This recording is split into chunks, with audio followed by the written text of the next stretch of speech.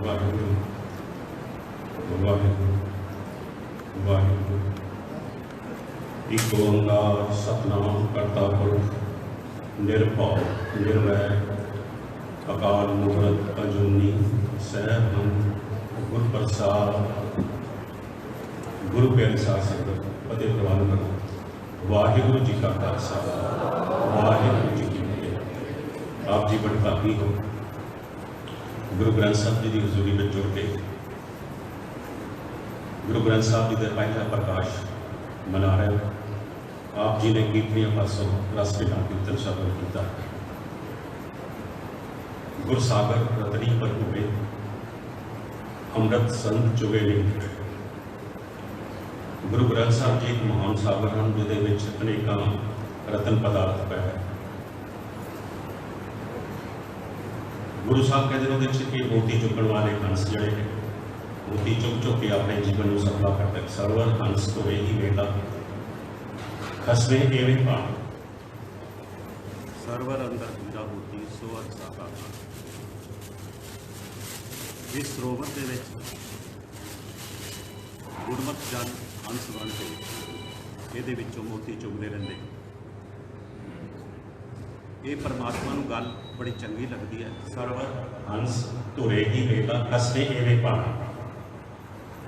Server ਅੰਦਰ ਹੀਰਾ ਮੋਤੀ ਸੋ ਹੰਸਾ ਕਾ। ਗੁਰਮੁਖ ਜਨ ਹੰਸ ਬਣ ਕੇ ਇਸ ਗੁਰੂ ਗ੍ਰੰਥ ਸਾਹਿਬ ਰੂਪੀ ਸਰੋਵਰ ਦੇ ਵਿੱਚੋਂ ਮੋਤੀ ਚੁਗਦੇ ਰਹਿਣ ਕਿ ਪਰਮਾਤਮਾ ਨੂੰ ਗੱਲ ਬੜੀ ਭਾਉਂਦੀ।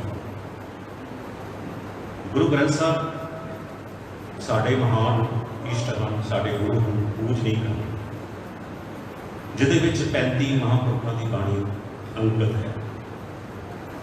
ਜਦੋਂ ਆਪਾਂ ਬਾਣੀ ਨੂੰ ਸੁਣਦੇ ਪੜ੍ਹਦੇ ਗਾਉਂਦੇ ਹਾਂ ਤੇ ਸਾਡੇ ਅੰਦਰ ਅਨੇਕਾਂ ਤਰੰਗਾਂ ਪੈਦਾ ਹੁੰਦੀਆਂ ਹਨ। ਇੱਕ ਰੂਹਾਨੀਅਤ, ਵਿਸ਼ਾਲ ਰੂਹਾਨੀਅਤ ਸਾਡੇ ਅੰਦਰ ਪ੍ਰਵੇਸ਼ ਕਰਦੀ ਹੈ। ਪਰਮਾਤਮਾ ਨੂੰ ਮਿਲਣ ਦੀ ਤੜਪ ਪੈਦਾ ਹੁੰਦੀ ਹੈ, ਬਿਰਹਾ ਪੈਦਾ ਹੁੰਦਾ, ਸਿਮਰਨ ਭਗਤੀ ਵੱਲ ਜੁੜਨ ਦੀ ਤਾਂਘ ਪੈਦਾ ਹੁੰਦੀ, ਪਰਮਾਤਮਾ ਨੂੰ ਮਿਲਣ ਦੀ ਪਿਆਸ ਅੰਦਰ ਪੈਦਾ ਹੁੰਦੀ। ਸਾਨੂੰ ਉਹ ਐਸੇ ਗੁਣ, ਰੱਬੀ ਗੁਣ ਇਹਦੇ ਵਿੱਚੋਂ ਮਿਲਦੇ ਨੇ ਜਿਹੜੇ ਸਾਡੇ ਜੀਵਨ ਨੂੰ ਸਫਲਾ ਕਰਦੇ, ਸਾਨੂੰ ਪਰਮਾਤਮਾ ਤੱਕ ਲੈ ਜਾਂਦੇ, ਸਾਨੂੰ ਪਰਮਾਤਮਾ ਦੀ ਦਰਗਾਹ ਵਿੱਚ ਸਰੂਪ ਕਰਦੇ। ਇਹਦੇ ਵਿੱਚ ਉਹ ਸਾਰੀਆਂ ਤਰੰਗਾਂ ਸਿਸਟਮਾਂ ਭਗਤੀ ਦੀਆਂ ਪਈਆਂ, ਸਿਮਰਨ ਦੇ ਪਈਆਂ, ਨਿਰਮਲ ਭਾਵ ਦੀਆਂ ਪਈਆਂ। ਜਦੋਂ ਅਸੀਂ ਇਸ ਨੂੰ ਵਜੂਦ ਵਿੱਚ ਆ ਕੇ ਕੀਰਤਨ ਦੇ ਰੂਪ ਵਿੱਚ ਸੁਣਦੇ ਹਾਂ ਤੇ ਅਸੀਂ ਸਿੱਧੇ ਉਸ ਬ੍ਰਹਿਮੰਡ ਵਿੱਚ ਚਲੇ ਜਾਂਦੇ ਹਾਂ, ਇਸ ਪਿੰਡ ਵਿੱਚੋਂ ਨਿਕਲਦੇ ਹਾਂ ਤੇ ਬ੍ਰਹਿਮੰਡ ਵਿੱਚ ਚਲੇ ਜਾਂਦੇ ਹਾਂ। ਐਸਾ ਇਸ ਦੀ ਆਕਰਸ਼ਕ ਐਸੀ ਬਾਣੀ ਦੀ, ਔਰ ਉਹਦੇ ਨਾਲ ਆਪਾਂ ਪੂਰਨ ਤੌਰ ਦੇ ਉੱਪਰ ਸਮਾਜਿਕ ਜੀਵਨ ਹੋਵੇ ਸਾਡਾ, ਜਾਂ ਰੂਹਾਨੀਅਤ ਦਾ, ਜਾਂ ਅਧਿਆਤਮਕ ਹੋਵੇ, ਆਤਮਿਕ ਹੋਵੇ, ਸਾਰੇ ਜੀਵਨ ਦੇ ਵਿੱਚ ਅਸੀਂ ਸੰਪੂਰਨਤਾ ਹਾਸਲ ਕਰ ਸਕਦੇ ਹਾਂ। ਇਹ ਗੁਰੂ ਸਾਹਿਬਾਂ ਦਾ ਆਪਣਾ ਹਿਰਦਾ ਹੈ ਜਿਹਦੇ ਵਿੱਚ 35 ਮਹਾਂਪੁਰਸ਼ ਬੈਠੇ ਨੇ। 6 ਸਾਡੇ ਗੁਰੂ ਸਾਹਿਬਾਨ ਨੇ, ਗੁਰੂ ਅਰਜਨ ਦੇਵ ਜੀ ਦਾ ਤੇ ਅੱਗੇ 6ਵੇਂ ਪਾਤਸ਼ਾਹ, ਅੱਗੇ 9ਵੇਂ ਪਾਤਸ਼ਾਹ ਗੁਰੂ ਤੇਗ ਬਹਾਦਰ ਜੀ ਦੀ ਬਾਣੀ ਵਿੱਚ 6 ਪਾਤਸ਼ਾਹ ਦੀ ਬਾਣੀ ਹੈ। 15 ਦੇ ਵਿੱਚ ਭਗਤ ਨੇ, 11 ਦੇ ਵਿੱਚ ਭੱਟ ਨੇ। 3 ਮਹਾਂਪੁਰਸ਼ਾਂ ਦੀ ਬਾਣੀ ਹੈ, ਬਾਬਾ ਸੁੰਦਰ ਜੀ ਦੀ, ਭਾਈ ਸੱਤਾ ਜੀ ਤੇ ਭਾਈ ਬਲਵੰਡਾ ਜੀ। 35 ਮਹਾਂਪੁਰਖਾਂ ਦੀ ਇਹਦੇ ਵਿੱਚ ਬਾਣੀ ਹੈ। ਔਰ ਗੁਰੂ ਸਾਹਿਬਾਂ ਨੇ ਇੱਕ ਮਿਕ ਹੋ ਕੇ ਪਰਮਾਤਮਾ ਨਾਲ ਇੱਕ ਮਿਕ ਹੋ ਕੇ ਜੋ ਬਾਣੀ ਉਚਾਰੀ ਹੈ ਉਹ ਇਹਦੇ ਵਿੱਚ ਦਰਜ ਹੈ। ਗੁਰੂ ਅਰਜਨ ਦੇਵ ਪਾਤਸ਼ਾਹ ਜੀ ਆਪ ਲਿਖਦੇ ਹਨ ਕਿ ਮੈਂ ਦੇਖਦਾ ਸੰਸਾਰ ਨੂੰ ਭੁੱਖ ਲੱਗੀ ਹੋਈ ਸੀ, ਸੰਸਾਰ ਹੋਣਾ ਚਾਹੁੰਦਾ ਸੀ, ਪਾਰ ਹੋਣਾ ਚਾਹੁੰਦਾ ਸੀ। ਇਹ ਬਿਖੜਾ ਸਮਾਂ, ਸੰਸਾਰ ਦਾ ਬਿਖੜਾ ਸਮੁੰਦਰ ਹੈ, ਇਹਦੇ ਵਿੱਚ ਕਰਨਾ ਚਾਹੁੰਦਾ ਸੀ, ਪਾਰ ਹੋਣਾ ਚਾਹੁੰਦਾ ਸੀ। ਮੈਂ ਇਹਦੇ ਸਾਹਮਣੇ ਇੱਕ ਥਾਲ ਪਰੋਸ ਕੇ ਰੱਖ ਦਿੱਤਾ ਜਿਹਦੇ ਵਿੱਚ ਮੈਂ ਇਹ ਜਿਹੜੀਆਂ ਚੀਜ਼ਾਂ ਪਾਈਆਂ, ਪਦਾਰਥ ਪਾਏ ਨੇ ਛਕਣ ਵਾਸਤੇ, ਜੇ ਛਕ ਲੈ ਇਹਨਾਂ ਦਾ ਉਦਾਹਰ ਹੋ ਸਕਦਾ। ਹਾਥ ਵਿੱਚ 3 ਵਸਤੂ ਪਈਓ, 7 ਸੰਤੋਖ ਵਿਚਾਰ, ਅੰਮ੍ਰਿਤ ਨਾਮ ਠਾਕੁਰ ਕਾ ਪਇਓ, ਜਿਸਕਾ ਸਭ ਸਖਾਵੋ, ਜੇ ਕੋ ਖਾਵੇ ਜੇ ਕੋ ਪੁੰਚਾ ਤਿਸਕਾ ਹੋਇਓ ਦਾ। ਕਹਿੰਦੇ ਨੇ ਮੈਂ ਇਹਦੇ ਵਿੱਚ ਸੱਤ ਪਾਇਆ ਇਹਦੇ ਵਿੱਚ ਤਾਂ ਕਿ ਸੱਤ ਦਾ ਜੀਵਨ, ਸੱਚ ਦਾ ਜੀਵਨ ਅਸੀਂ ਬਣਾ ਸਕੀਏ। ਸੰਤੋਖ ਪਾਇਆ ਤਾਂ ਕਿ ਮਨੁੱਖ ਰਜਿਆ ਹੈ, ਹਰ ਵੇਲੇ ਤ੍ਰਿਸ਼ਨਾਵਾਦੀ ਨਾਲ। ਇਹਦੇ ਵਿੱਚ ਮੈਂ ਵਿਚਾਰ ਪਾਈ ਹੈ, ਸ਼ਬਦ ਦੀ ਵਿਚਾਰ ਪਾਈ ਹੈ ਤਾਂ ਕਿ ਵਿਚਾਰ ਆਪਸ ਵਿੱਚ ਕਰਦੇ ਹੋਏ, ਸੰਵਾਦ ਕਰਦੇ ਹੋਏ ਦੁਨੀਆ ਤੱਕ ਅੱਗੇ ਪਹੁੰਚ ਸਕੀਏ। ਤੇ ਇਹਦਾ ਆਧਾਰ, ਤਿੰਨਾਂ ਦਾ ਆਧਾਰ ਨਾਮ ਨੂੰ ਬਣਾਇਆ, ਪਰਮਾਤਮਾ ਦੇ ਨਾਮ ਨੂੰ ਬਣਾਇਆ। ਨਾਮ ਦੇ ਉੱਪਰ ਆਧਾਰਿਤ ਇਹ ਸਭ ਕੁਝ ਰੱਖਿਆ ਹੈ। ਸੱਚ ਦੀ ਗੱਲ ਨਾਮ ਦੇ ਉੱਪਰ ਆਧਾਰਿਤ ਹੋਵੇ, ਸੰਤੋਖ ਦੀ ਗੱਲ ਨਾਮ ਦੇ ਉੱਪਰ ਹੋਵੇ, ਵਿਚਾਰ ਦੀ ਗੱਲ ਨਾਮ ਦੇ ਉੱਪਰ ਆਧਾਰਿਤ ਹੋਵੇਗੀ। और जो इस पदार्थ को छक लेगा उसका उद्धार होएगा। होएगा, ये गारंटी गुरु अर्जन देव पातशाह ने दिता। और जिन्होंने इस ग्रंथ को पढ़िया वो सारी इस गल के हक में रह के इस ग्रंथ को पढ़ के उधार हो सकता। हुण बराड़ शाह 500 धर्मां की स्टडी करने वाला ये गल कहता है कि ये एक संपूर्ण धर्म है, विश्व धर्म जिसको कहा जा सकता है। बाकी दूसरे धर्म होंगे लेकिन संपूर्णता, विश्व रूपी संपूर्णता जो सारी मानवता को अपने कलावे में लेता है, कोई एक ग्रंथ है दुनिया में। बहुत सारी दुनिया के बहुत बड़े बड़े धर्म हैं, भावें आप देखते हैं कि ये बिल्कुल एक छोटा जहा धर्म गिणिया जाता गिनती के हिसाब के नाल। सब तो बड़ा ईसाई धर्म है, दूसरा इस्लाम है, तीसरा बुद्ध धर्म।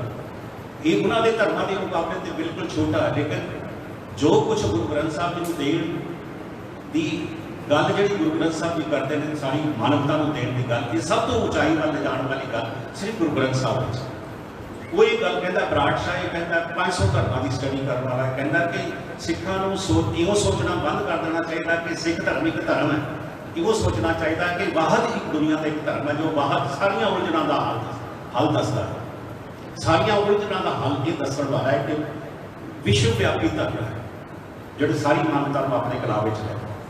परलैस बात नोबल प्राइज विनर कहती है कि भावें ग्रंथ का स्वरूप बहुत बड़ा, लेकिन ज्यों ही मैं ये इसको पढ़िया गई हाँ तो मैनू तो इतनी डुंगाई इतना आनंद आया इसमें, क्योंकि मन की गहराई तक ये विचार चली जाती है और सारे इको जहा संबोधन करती है, और चाहे दुनिया का कोई पुरुष हो इको जहा संबोधन करती है। और टाइम भी इतिहासकार ये गल कहता कि दुनिया के धर्म जड़े ने वो जो आपस में मिलणगे तो एक दूजे के उपर प्रभाव पाने की कोशिश करेंगे, क्योंकि कम्यूनीकेशन के आवाजाही के साधन बढ़ रहे हैं। भावें इसका फ्यूचर धर्म का बहुत घट रहा थले को जा रहा, लेकिन जदों आपस में मिल के धर्म आपस में गल करेंगे तो सब तो अगर वध प्रभावित गल करने की समर्था होएगी तो गुरु ग्रंथ साहब में होएगी, क्योंकि ये बल भी है तो बल भी है। सब के उपर ज़्यादा प्रभाव पाने की गल गुरु ग्रंथ साहब जी कर, ये टाइम के इतिहासकार कहते। मैकालफ कहता दुनिया के सारे धर्मों के ग्रंथ है, लेकिन एक भी उन्होंने पैगंबर अपने हथी कुछ नहीं लिखते गए। हम दुनिया के बड़े जो धर्म जी आप गल की ईसाई धर्म, वो कहता ईसाई धर्म की बाइबल जी है वो जीसस क्राइस्ट ने आप नहीं लिखी, उन्हें एक लाइन भी वो नहीं लिखी। मैथ्यू ने बाद में लिखी है, मार्क ने लिखी, मार्क ल्यू ने लिखी, जॉन ने लिखी। इन्होंने वो बाइबल को लिखा। एक कुरान है, इस्लाम धर्म का कुरान है, ये मुहम्मद साहब ने आप नहीं लिखा, अपने हथी नहीं लिखा।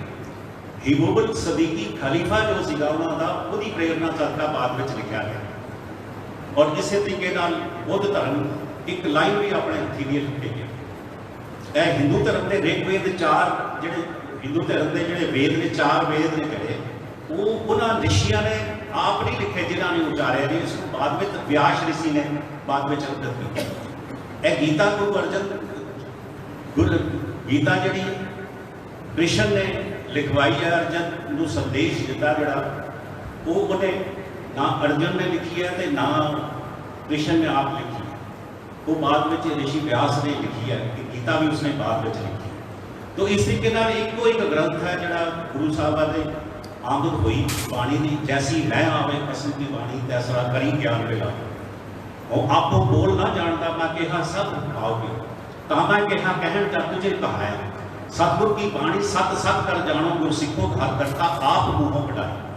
परमात्मा नाल एक होए उन्होंने हिरदे के उपर आमद आई, जिसको आप धुर की बाणी, प्रभु की बाणी, रब्बी बाणी कहते हैं, एक अवतार की बाणी कहते हैं। वो बाणी जी है गुरु साहबा के हिरदे तो प्राप्त हुई, आमद हुई, तो वो गुरु साहबा ने आप अपने हथी लिखी। गुरु नानक देव पातशाह जी जिथे जाते अपने हथ के नाल किताब के लिखते रहते। गुरु नानक देव पातशाह जी ने 19 रागां दे विच बाणी लिखी है, और जिथे जाते उस बाणी को रचते रहते, लिखते रहते। वो एकांतवास होकर भी लिखते, जंगलों के बैठ के भी लिखते, वो समुद्र के किनारे के उपर बैठ के, दरियावां के किनारे के रेगिस्तान में बैठ के भी लिखते, तो बड़े बड़े तीर्थों के उपर बड़े बड़े इकट्ठा के भी बैठ के बाणी को उचारते थे। आप देखते हैं जो 8 साल के एक टूर किया गुरु नानक देव पातशाह जी ने, कि महान तीर्थों के उपर उन्होंने तीर्थों के उपर बड़े बड़े इकट्ठा के जाके बाणी उचारी। हम देखो जगन्नाथपुरी कितना बड़ा इकट्ठ से जिथे उन्होंने शब्द उचारा, गगन में थाल रामचंद्र दीपक बने, तारका मंडल जन्म मोदी, बड़े बड़े इकट्ठा के जाके उचारे।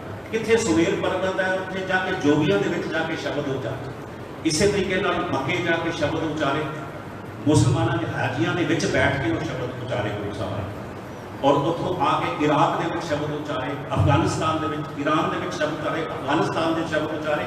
एक बाबर बाणी दे शब्द भाई लालो दे घर आके जिस वेले अटैक होया बाबर का उस वेले गुरु साहब ने शब्द उचारे। ये बाणी गुरु साहब आप लिखते सन, हथी लिखते सन, क्योंकि भाई गुरदास जी कहते ना आसा हथ किताब कच पूजा भांग को सलाता है, खोलन पुछण खोल किताब, हिंदू वडल के मुस्लिम आई भी अपनी किताब को खोल के दस जिहदे विच तू लिखा है। जो वो हाजी सवाल करते सन, इसका मतलब गुरु साहब अपने हथ में अपने कोल किताब लिखते सन, रखते सन, जिहदे उपर नोटबुक लिखते, जिहदे बाणी उचारते लिखते रहते सन। तो वो बाणी जी सी उन्होंने कोल सी, जिथे जिथे गुरु साहब जाते भगतां की बाणी गुरु नानक देव पातशाह जी ने इकट्ठा की, 15 भगतां की बाणी गुरु नानक देव जी लैके आए। जे बनारस में गया तो उत्थे भगत कबीर जी के भगत रविदास जी के शब्द उन्होंने लए, जे वो उत्थे बंगाल में गए ने तो भगत जयदेव जी लैके उत्थों शब्द लैके आए, जे वो महाराष्ट्र में गए ने तो भगत तलोचन के भगत नामदेव जी शब्द लैके आए, जे पाकपटन गए ने तो शेख फरीद साहब जी के वो शब्द लैके श्लोक लैके आए। ये बाणी सारी गुरु नानक देव पातशाह जी ने अपने कोल इकट्ठी की है। तो उन्होंने भगतों की बाणी इकट्ठी की जी भगत बाणी एक वाहिगुरु की गल करते सन, दूसरे भगतों की नहीं, तो ना ही किसी वक्री जात पात के भगतों की कि वक्रिया वक्रिया जातों के गुरु साहब ने कोई लभे भगत लभे तो उन्होंने बाणी लैके आए। गुरु साहब ने जात पात को नहीं रखा सामने। गुरु साहब आप कहते केसर कुसम मिर्ग में हरना सर्व शरीरी चढ़ना, चंदन धागा जोत नहीं सबे परबल करना, एक पट भांडा कहना कोई ऐसा भगत वर्ण में भगत की कोई वर्ण नहीं, भगत की कोई जात नहीं होती, भगत निरंकार वाहिगुरु मिलिया होंदा, वाहिगुरु का रूप होंदा, वाहिगुरु की कोई जात नहीं होती। इस करके जात पात के आधार पर गुरु साहब ने कोई भगतों की बाणी नहीं इकट्ठी की भी, ये जवाहे की बाणी है जी, ये चमार की बाणी लैके आती, ये छीपे की बाणी लैके आती, जिदा आप कई बार सुनते हैं, कई बार कहते भी प्रचारकों को सुनीदा वक्रे वक्रे जातों की नहीं कहती, जात कोई सामने नहीं रखी गुरु साहब ने, इन्होंने भगतों की लैके आती। गुरु साहब कहते हैं केसर की कोई जात होती, हुण केसर इतने कश्मीर में होंदा, तो वो जोड़े नफरत करते मुसलमानों को उही उगाते, कहते वो जोड़े नफरत करते उही अपने मथे से केसर का तिलक लगाते। हुण केसर की तो जात ही कोई नहीं, इस करके भावें वो नफरत कर बीजन वालों के नाल, लेकिन केसर उन्होंने मथे का तिलक पड़ता, क्योंकि इस तरह के भांडा कहना कोई गुजर जो घ्यो लिया ये सारे वरतते हैं, घ्यो की कोई भित होती नहीं, कोई जात पात होती ना, फुल की कोई होती नहीं, फुलों के हार कोई कौन कितों लैके कि बागों में कौन लैके आ रहे हैं, लेकिन वो मंदिरों के उन्होंने देवतियों के अगे चढ़ाए जाते हैं। तो फुल की कोई जात पात नहीं होती, केसर की कोई जात पात नहीं होती, घ्यो की नहीं होती, पट की नहीं होती, रेशम की नहीं होती जात पात, कितों आ रहा कितने जा रहा, किसी की सुच भेट नहीं वो होती। इस तरह भगत की भी कोई सुच भेट नहीं होती, कोई जात पात नहीं होती। इस करके गुरु साहब ने भगतों की बाणी इकट्ठी करके लिया, तो वो अपनी 19 रागां दे विच बाणी के नाल 15 भगतों की बाणी उन्होंने गुरु अंगद देव पातशाह जी ने दी। गुरु अंगद देव पातशाह जी ने अपने 63 श्लोक जोड़े रचे सन, वो गुरु अमरदास जी को दिते, गुरु अमरदास पातशाह जी ने 17 रागां में बाणी लिखी, तो अपने प्रपोतरे को जो अपनी एक वसीयत कराई सी रामकली साध जिसनों आप कहते हैं, वो 6 पौड़ियां जड़ियां ने वो समेत अपनी बाणी गुरु रामदास जी को दी। तो गुरु रामदास जी ने 30 रागां दे विच बाणी रच के वो सारा बाणी का खजाना अगे गुरु अर्जन देव जी को दिता।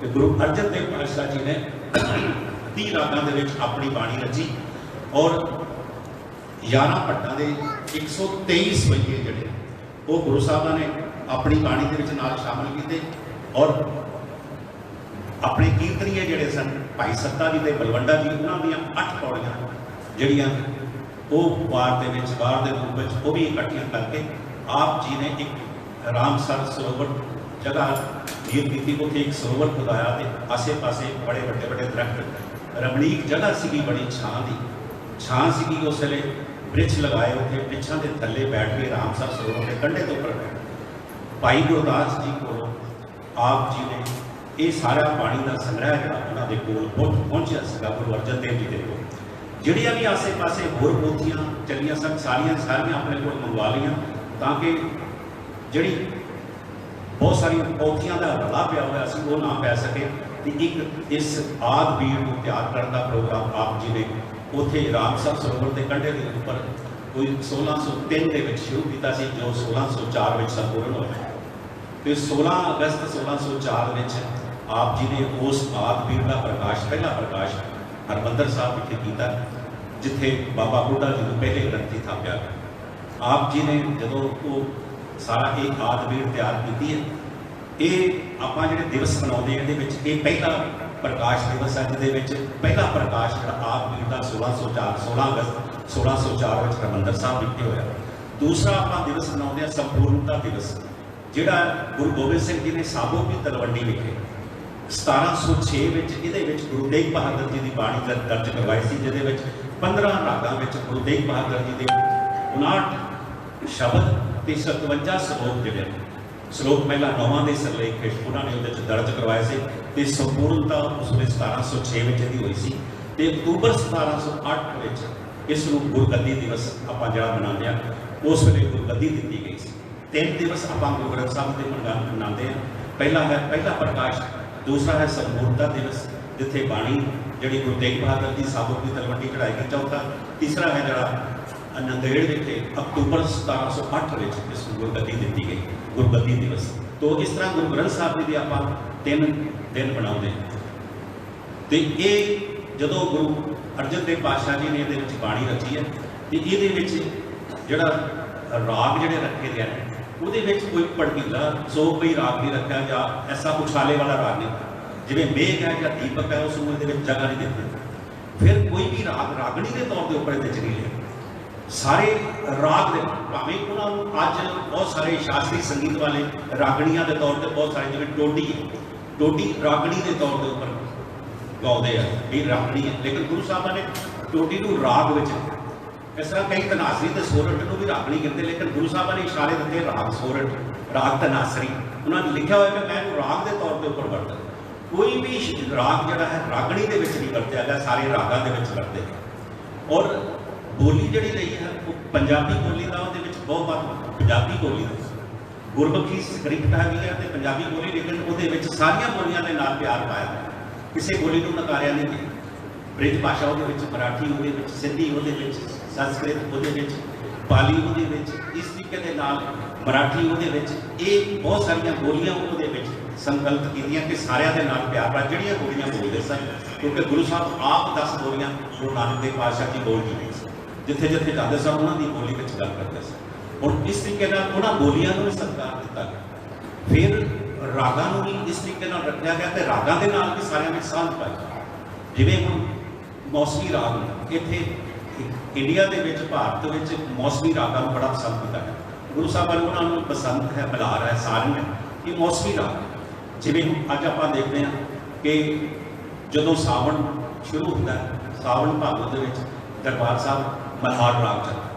ਜਦੋਂ ਮਾਘੀ ਦੀ ਸੰਗਰਾਂਦ ਆਉਂਦੀ ਹੈ ਤੇ ਉਸ ਤੋਂ ਬਾਅਦ ਉੱਥੇ ਬਸੰਤ ਰਾਗ ਸ਼ੁਰੂ ਹੋ ਜਾਂਦਾ।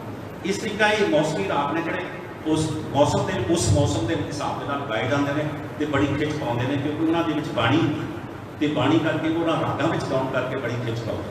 ਇਸੇ ਤਰ੍ਹਾਂ ਜੋਗੀਆਂ ਦਾ ਰਾਗ ਜਿਹੜਾ ਹੈ, ਗੁਰੂ ਸਾਹਿਬਾਂ ਨੇ ਆਸਾ ਰਾਗ ਜਿਹੜਾ ਹੈ ਜੋਗੀਆਂ ਵਾਸਤੇ, ਉਹ ਉਹਦੇ ਜੋਗੀਆਂ ਦੇ ਨਾਲ ਜਾਂਦੇ ਸਨ ਤੇ ਆਸਾ ਰਾਗ ਦੇ ਵਿੱਚ ਉਹਨਾਂ ਦੇ ਨਾਲ ਸ਼ਬਦ ਗਾਇਨ ਕਰ ਦਿੱਤੇ। ਇਸੇ ਤਰ੍ਹਾਂ ਤਿਲੰਗ ਰਾਗ ਮੁਸਲਮਾਨਾਂ ਨੂੰ ਬੜਾ ਪਸੰਦ ਸੀ। ਜਦੋਂ ਮੱਕੇ ਗਏ ਤਿਲੰਗ ਰਾਗ ਵਿੱਚ ਉੱਥੇ ਗਾਇਨ ਕੀਤੇ, ਸ਼ਬਦ ਗਾਇਨ ਕੀਤੇ। ਤੋ ਇਸ ਤਰ੍ਹਾਂ ਗੁਰੂ ਸਾਹਿਬਾਂ ਨੇ ਰਾਮਗਲੀ ਰਾਗ ਵਰਤਿਆ, ਉਹ ਵੀ ਜੋਗੀਆਂ ਵਾਸਤੇ ਵਰਤਿਆ। ਸੂਫੀਆਂ ਵਾਸਤੇ ਇਸ ਜਿਹੜਾ ਆਸਾ ਰਾਗ ਸੂਫੀਆਂ ਨੂੰ ਬੜਾ ਚੰਗਾ ਲੱਗਦਾ ਸੀ ਤੇ ਉਹਨਾਂ ਦੇ ਵਾਸਤੇ, ਸੂਫੀਆਂ ਵਾਸਤੇ ਵੀ ਇਹ ਰਾਗ ਇਸ ਤਰ੍ਹਾਂ ਦੇ ਵਰਤੇ। ਸਾਰਿਆਂ ਦੇ ਨਾਲ ਸਾਂਝ ਰਾਗਾਂ ਦੇ ਤੌਰ ਦੇ ਉੱਪਰ ਨਹੀਂ ਪਾਈ ਗੁਰੂ ਸਾਹਿਬਾਂ। ਫਿਰ ਉਹਦੇ ਵਿੱਚ ਦੇਖੋ ਤੁਸੀਂ ਬਾਣੀ ਦੇ ਵਿੱਚ ਗੁਰੂ ਸਾਹਿਬਾਂ ਨੇ ਜਿੱਥੇ ਵਿਗਿਆਨ ਦੀ ਗੱਲ ਵੀ ਕੀਤੀ ਹੈ, ਜਿਹਦੀ ਅੱਜ ਵਿਗਿਆਨ ਖੋਜ ਕਰਦੇ ਨੇ, ਮਨੋਵਿਗਿਆਨ ਦੀ ਵੀ ਗੱਲ ਕੀਤੀ ਹੈ, ਮਾਨਸਿਕ ਦੀ ਵੀ ਗੱਲ ਕੀਤੀ ਹੈ, ਸਰੀਰਕ ਦੀ ਵੀ ਗੱਲ ਕੀਤੀ ਹੈ।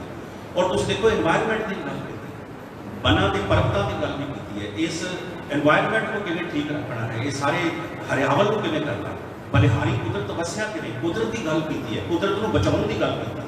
ਔਰ ਕੁਦਰਤ ਵਿੱਚ ਰਹਿ ਰਹੇ ਪੰਛੀਆਂ ਦੀ ਗੱਲ ਕੀਤੀ, ਉਹਨੇ ਪੰਛੀਆਂ ਦੇ ਸੁਭਾਅ ਦੀ ਗੱਲ ਕੀਤੀ, ਜੰਗਲਾਂ ਵਿੱਚ ਰਹਿ ਰਹੇ ਜੀਵ ਜੰਤੂਆਂ ਦੀ ਗੱਲ ਕੀਤੀ, ਉਹਨਾਂ ਦੇ ਸੁਭਾਅ ਦੀ ਗੱਲ ਕੀਤੀ, ਪਾਣੀ ਵਿੱਚ ਰਹਿ ਰਹੇ ਜੀਵ ਜੰਤੂਆਂ ਦੀ ਗੱਲ ਕੀਤੀ, ਉਹਨਾਂ ਦੇ ਸੁਭਾਅ ਦੀ ਗੱਲ ਕੀਤੀ, ਮੱਛੀ ਦੇ ਸੁਭਾਅ ਦੀ ਗੱਲ ਕੀਤੀ, ਡੱਡੂ ਦੇ ਸੁਭਾਅ ਦੀ ਗੱਲ ਕੀਤੀ, ਜਿਹੜੇ ਪਾਣੀ 'ਚ ਰਹਿ ਰਹੇ, ਕੱਛੂ ਕੁੰਮਾ ਜਿਹੜਾ ਪਾਣੀ 'ਚ ਰਹਿ ਰਿਹਾ ਉਹਦੇ ਸੁਭਾਅ ਦੀ ਗੱਲ ਕੀਤੀ, ਪਰਿੰਦੇ ਜਿਹੜੇ ਉੜਦੇ ਪਏ ਨੇ ਅਸਮਾਨ ਵਿੱਚ ਉਹਨਾਂ ਦੀ ਗੱਲ ਕੀਤੀ, ਇੱਲਾਂ ਦੀ ਗੱਲ ਕੀਤੀ, ਗਿਲਜਾਂ ਦੀ ਗੱਲ ਕੀਤੀ, ਚਿੜੀਆਂ ਦੀ ਗੱਲ ਕੀਤੀ, ਤੋਤਿਆਂ ਦੀ ਗੱਲ ਕੀਤੀ, ਮੋਰਾਂ ਦੀ ਗੱਲ ਕੀਤੀ, गुरु साहब ने बबीए की गल की, उन्होंने सुभाव की, उन्होंने तड़प की, उन्होंने बोलन की, उन्होंने बोलियां की, कोयल की गल की गुरु साहब ने। मतलब उन्होंने इस तरह जीव जंतुओं की गल की, शेर की गल की, हिरन की गल की, सप की गल की, इस तरह हर एक चीज़। फिर उन्होंने प्लांट्स की गल की, प्लांट्स की गल की, वक्रे वक्रे प्लांट्स की गल की, वक्रे वक्रे फुलों की गल की, थोड़े वक्रे वक्रे फुलों के मौसमी किहड़े मौसम में किहड़े फुल खिड़ते हैं, उन्होंने खुशबू की गल की, उन्होंने पत्तियों की गल की, उन्होंने रंगों की गल की। इस तरह बायोलॉजिकल भी गल गुरु साहब ने की। अज आप देखते हैं कि गुरु साहब ने तो एक बहुत विशाल गल, उन्होंने तो एक ब्रह्मांड की गल की। अज साइंसदान कहते हैं कि 10 लाख धरतियां, गुरु साहब का कहते केतिया धर्म भूमि मेर किते किते दूर देश, किते इंद चंद सूर किते किते मंडल देश। अज वो कहते 10 लाख धरतियां, अज वो कहते 9 ग्रह ने, ये मंडल है। गुरु साहब कहते कितने मंडल ने तुहानू तुसीं दस नहीं सकते, तुसीं असंख कह सकते, आपां कई कोट कह सकते हैं, लेकिन वो अज कहते हैं जिस सूरजी मंडल में आपां रहिंदे पए, ये एक धरती है, एक सूरज है, 9 ग्रह है, एक गलैक्सी हैगी है, तारका मंडल जिसको आप कहते हैं। इस 2.5 खरब तारे ने एक गलैक्सी के वो कहते हैं ये 15 करोड़ गलैक्सियां हैं सारे ब्रह्मांड के, साइंसदान कहते हैं। तो गुरु साहब कहते हैं कितने तारका मंडल ने, मैं तो गिनती नहीं कर सकता, तुसीं गिनती करते रहो। इतना विशाल अदारा है जोड़ा गुरु ग्रंथ साहब मौजूद पिया है। और गुरु साहब ने इसको तरतीब दी, रागां की तरतीब दी। आप जी ने 31 राग जोड़े 30 रागां के आठवीं लिखी गई, बाद में गुरु तेग बहादुर जी के 4 शब्द जयजयवंती राग में पा के 31 राग बन गए। तो इस तरह की ये गुरु साहब ने की शुरुआत जी है वो सब तो पहला शुरुआत जी की है वो गुरु साहब ने मूल मंत्र तो की। मूल मंत्र जोड़ा पानी का हिस्सा नहीं है, लेकिन मंगलाचरण से पढ़ते हैं परमात्मा का एक स्वरूप है जोड़ा ब्रीफ संखेप में गुरु साहब ने दसिया। और वो मंगलाचरण के तरीके के नाल पढ़िया जाता, हर राग के शुरू होने तो पहला कोई ना कोई तरीका। 567 बारी ये मंगलाचरण जोड़ा है ये आया, 33 बार तो संपूर्ण रूप में आया, एक ओंकार को लैके गुरु प्रसाद तक 33 बारी संपूर्ण रूप में गुरु ग्रंथ साहब मौजूद है। फिर दूसरा स्वरूप यह है एक ओंकार सतनाम करता पुरख गुरु प्रसाद 8 बारी है। फिर एक होर स्वरूप है एक ओंकार सतनाम गुरु प्रसाद, ये 2 बारी आया। फिर एक बारी आया एक ओ ओंकार, ये पहला पुरातन पीढ़ा 1353 पन्ने के उपर होया करता सी, अजकल ये नहीं छपड़ा। फिर 523 बारी आया एक ओंकार सतगुरु प्रसाद, 567 बारी गुरु ग्रंथ साहब ये आया। इस तो बाद फिर गुरु साहब ने उस तो बाद बाणी लिखी जपजी साहब की 38 पौड़ियां 2 श्लोकों के विचकार 38 पौड़ियां लिखियां। उस तो बाद फिर आप जी ने सोदर के 5 शब्द लिखे, फिर सोबरत के 4 शब्द, फिर सोहले के 5 शब्द लिखे। उस तो बाद राग शुरू, श्री राग तो शुरू किया। श्री राग तो बाद माँ है, माँ तो बाद गौड़ी है, गौड़ी तो बाद आसा, आसा तो बाद गुजरी है, गुजरी तो बाद बिहागड़ा है, बिहागड़ा तो बाद बड़हंस है, बड़हंस तो बाद सोरठ है, सोरठ तो बाद तनासरी है, तनासरी तो बाद जैतसरी है, जैतसरी तो बाद टोटी है। इस तरह राग चलते हैं। अखीर के ऊपर कांगड़ा है, कल्याण है, प्रभाती है, जगावंत है। इस तरह रागां की लड़ी चलती है। रागां तो फिर बाद दूसरी राग रहत जी बाणी जी के रागां में नहीं है, वो श्लोक सहस्कृति उस हो गया, श्लोक सहस्कृति महला पहला, श्लोक सहस्कृति महला पंजवां। फिर उस तो बाद गाथा है, उन्हें है चबौले है। फिर उस तो बाद श्लोक कबीर साहब, श्लोक शेख फरीद जी। फिर उस तो बाद फिर श्री मुखपात सवैये श्री मुखपात महला पंजवां, श्री मुखपात महला पंजवां ते आउंदे। फिर 11 भट्टां दे 123 सवैये आउंदे। उस तो बाद फिर उस तो बाद 152 श्लोक, श्लोक 12 के अधीन, श्लोक 12 के वधीक ये सरलेख है। श्लोक 12 के वधीक जोड़े श्लोक बच गए सन। इस तरह वो 152 श्लोक, श्लोक 12 के वधीक 22 12 ये रखियां, 21 12 गुरु साहब दियां हैगियां, जिहदे विच 3 12 गुरु नानक देव पातशाह जी दियां और 4 12 जिहड़ियां गुरु अमरदास जी दियां, 8 12 गुरु रामदास जी दियां, 6 12 जिहड़ियां ने वो गुरु अर्जन देव जी दियां हैगियां। तो ये एक बार जो सत्ता का लड़ा 22 12 ये रखिया गई। तो श्लोक 12 तो वधीक बाद में मुदावड़ी के थाल में 3 वस्तु पई। श्लोक 12 के वधीक तो बाद 57 श्लोक ने गुरु तेग बहादुर जी श्लोक में ला दो। उस तो बाद फिर ये मुदावड़ी है, तेरा किता जातो दाई मैनू जोत कोई। लास्ट में ये आता थाल में 3 वस्तु पई है। पहला श्लोक है, फिर दूसरा श्लोक है तेरा किता जातो दाई मैनू जोत कोई। अगे रागमाला, रागमाला ਜਿਹੜੀ ਹੈ ਉਹਦੇ ਵਿੱਚ ਰਹਿਤ ਰਾਤਾ 'ਚ ਲਿਖਿਆ ਹੈ ਕਿ ਕੋਈ ਰਾਗਮਾਲਾ ਦੇ ਉੱਪਰ ਨਾ ਪੜ੍ਹਨਾ ਚਾਹੇ ਤੇ ਉੱਥੇ ਭੋਗ ਪਾ ਸਕਦਾ, ਤੇਰਾ ਕੀਤਾ ਜਾਪੋ ਨਾਈ ਦੇ ਉੱਪਰ ਭੋਗ ਪਾ ਸਕਦਾ।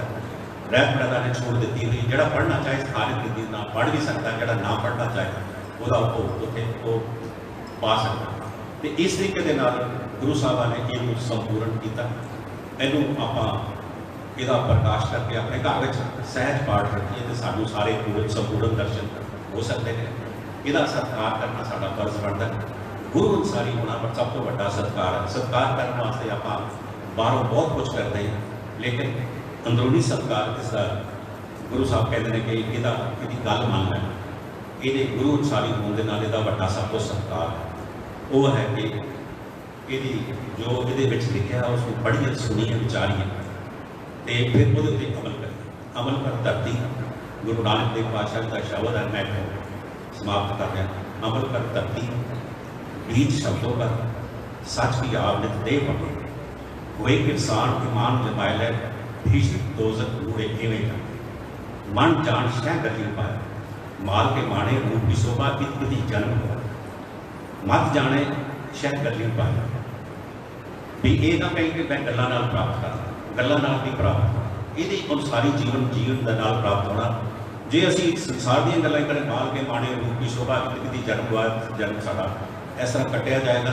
अमल कर धरती बीज शब्दों कर ये इस धरती के अमलों की धरती बना वो शब्द का बीज पा गुरु ग्रंथ साहब जी के शब्द का बीज पा तो शब्द के बीज के नाल अमल जोड़े ने तेरे चंगे हुए तो इस तरीके अपनी नहीं तो गुरु साहब अगे इस शब्द श्री राग के शब्द है ऐप तन चिकड़ो ही मन बीट को अमल की सार नहीं मूल पाई और उस्ताद ने तो भाख्या बोले क्यों बुझे जाना बोले मिसाल देते कहते हैं जे मैं उस गुरु की गल नहीं सुनी तो मैं तो संसार में कितना रहा जिवें डड्डू चिक्कड़ में रहा डड्डू चिक्कड़ में रहा पाया तो वो ही कमल का फुल है वो चिक्कड़ तो उपर उठ के खिड़ता पाया वो खड़ाव का कारण है कि वो भौरा आता वो गुजार पाता तो वह गुजार सुनता तो खिड़ता भावें साइंटिफिकली आप कहते हैं कि सूरज चढ़ता तो कमल का फुल खिड़ता लेकिन गुरु साहब कहते हैं असल में उसका खड़ाव तो है जो भौर आके ना वो गूंजता कहते हैं इस तरीके आप संसार में रहते पे लेकिन आप संसार में गुरु का ज्ञान भी संसार के अध्यात्मक ज्ञान भी संसार में परमात्मा आप संसार में रहता है। परमात्मा ने माया बनाई है तो माया के 3 गुण भी संसार में लेकिन आप 3 गुणों के माया के खचत होकर माया के 3 गुणों में खचत होकर असी डड्डू की तरह संसार में रह के चिक्कड़ खाई जाते भी काला का चिक्कड़ खाई जाते हैं तो उस गुरु की गल नहीं सुनते लेकिन वो को सिक्ख्या लईए कमल का फुल चिक्कड़ में रहा हुआ उपर होता है तो गुरु की गल सुनता ऐब तन चिकड़ो मेरे तन में ऐब के चिक्कड़ ऐब का चिक्कड़ है बुराइयां का चिक्कड़ ऐब तन चिकड़ो ये मन मीन मन जोड़ा है वो डड्डू बनया है।